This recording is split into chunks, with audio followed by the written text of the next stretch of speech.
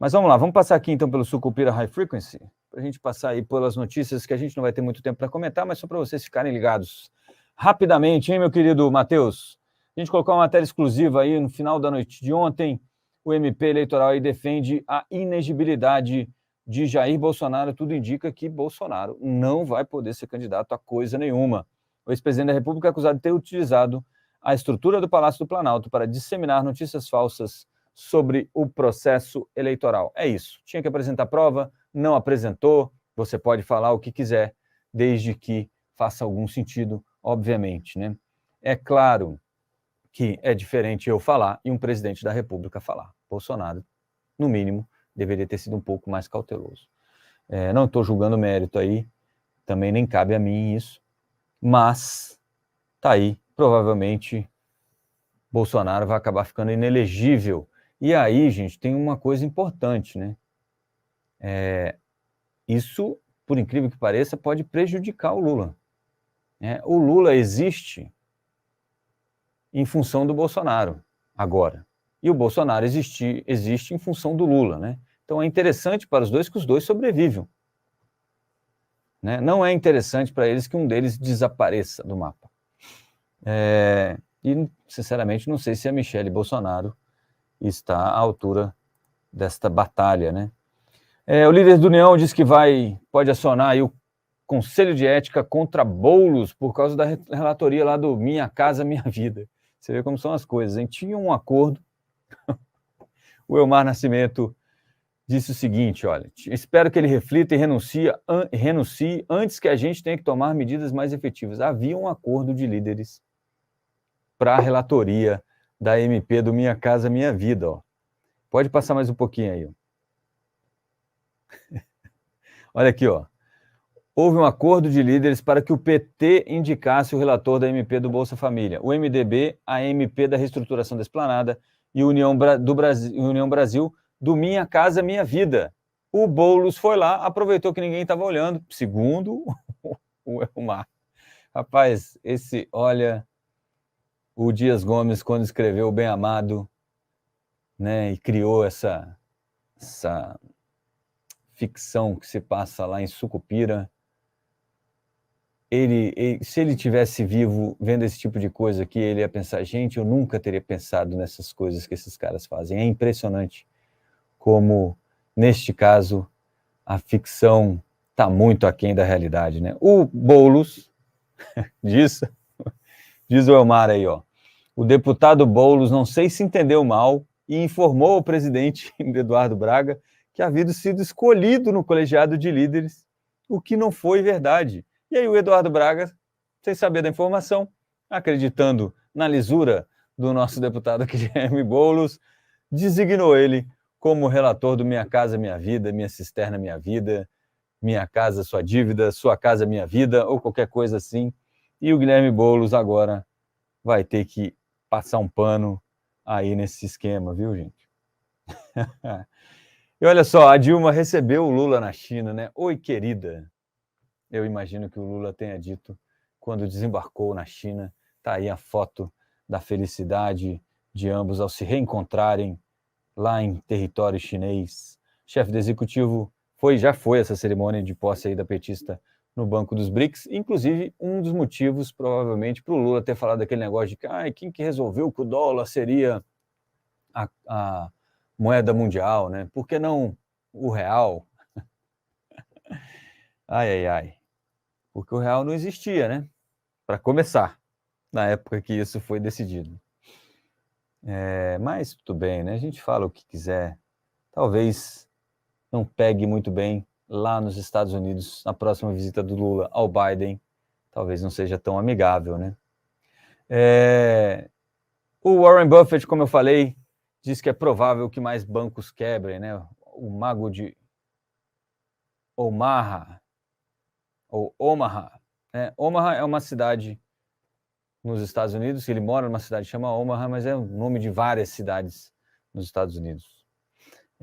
O maior investidor americano diz que é provável que mais bancos quebrem. Em entrevista à CNBC, o Warren Buffett alertou que as ações dos bancos problemáticos não são investimentos de valor, inclusive diminuiu a posição dele no Bank of America, que é uma posição antiga que ele tem lá também.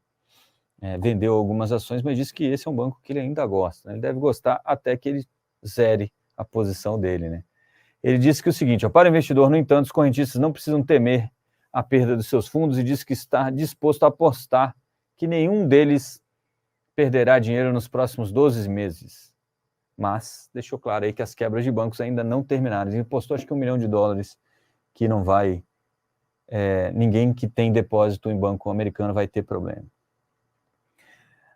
Além disso, a CVM multou o empresário Nelson Tanuri em R$1,5 milhão.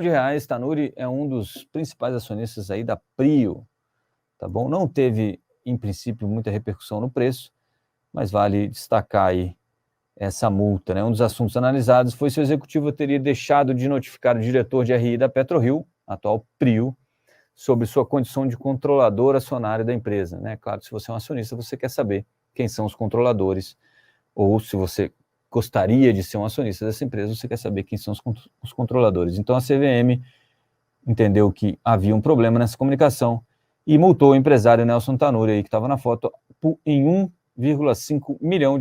O executivo recebeu aí 3 penalidades de R$500 mil cada. O julgamento analisou, entre outros temas, se o executivo deixou de notificar o diretor de relações com investidores da Prio, tá bom? Para fins de divulgação de fato relevante. Então, o bilionário Nelson Tanuri recebeu uma multa de R$1,5 milhão. O governo está defendendo aí também a tributação imediata de exportação do petróleo cru, é uma das medidas que foram tomadas lá no comecinho com a reoneração, lá em março, né? Com a reoneração dos combustíveis, lembra? Aquele taxa sobre exportação de petróleo. Alguns partidos aí entraram na justiça contra a medida, e a AGU apresentou a argumentação sobre a decisão do governo Lula no STF. Diz a AGU, pode subir, Matheus, que é o seguinte, são 3 ações contra a medida, que é uma do PL, uma do Novo, do Partido Novo, e uma das empresas de exploração de petróleo, aí a Junior Oils, Prio, 3R, Enalta e por aí vai. Pode subir. A argumentação do governo é a seguinte, aqui, ó. O aumento do imposto sobre exportação, tal qual realizado temporariamente, não se sujeita à incidência dos princípios de anterioridade anual e nonagesimal, de modo que possibilita a produção de efeitos imediatos. Qual é a discussão? A discussão é a seguinte, quando você cria um imposto, você tem que respeitar essa anterioridade anual, né? Se ele só é cobrado uma vez por ano, você tem que respeitar a anterioridade anual. Se ele é cobrado mensalmente, você tem que respeitar essa nona, como é que fala esse negócio?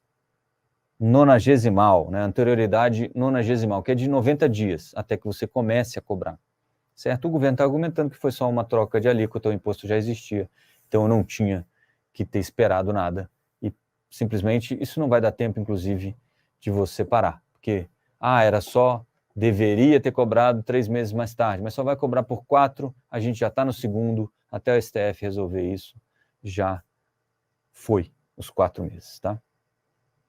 Isso estava aí na medida provisória 1163, que reinstituiu aí o cobrança de piscofins, aquela coisa toda no combustível, vocês vão lembrar. E aí, para equilibrar a arrecadação, tirou um pouco, não voltou todo o piscofins sobre os combustíveis e pegou para arrecadar de outro lado. Botou a mão no bolso aí do pessoal que exporta petróleo. O Alckmin disse que não tem história de reforma ministerial, né? Tá todo aquele problema com a Daniela do Vaguinho saindo, Daniela Medeiros, né? Eu acho que saindo do Ministério do Turismo em função da saída dela do União Brasil, né? A ministra do Turismo pediu desfiliação do União Brasil, seu posto passou a ser reivindicado por integrantes da sigla, né? Afinal de contas, quando você divide os ministérios, né, por programa de governo, você, obviamente, fala, olha, esse partido aqui vai ter 3 ministérios porque ele tem um programa de governo muito forte na área de turismo, por exemplo, União Brasil, não é isso? Pode subir, Matheus.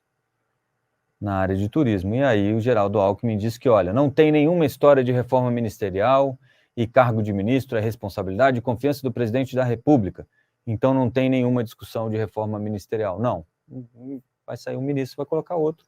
Isso não é uma reforma ministerial, segundo Daniela Carneiro.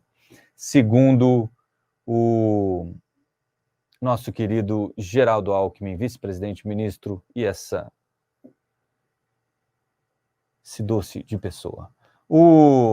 Também uma coisa importante da gente acompanhar aí é que nasceu um novo superbloco na Câmara com 175 deputados, segundo aí o pessoal do bloco, que tenta reequilibrar as forças aí. O Lira estava se sentindo um pouco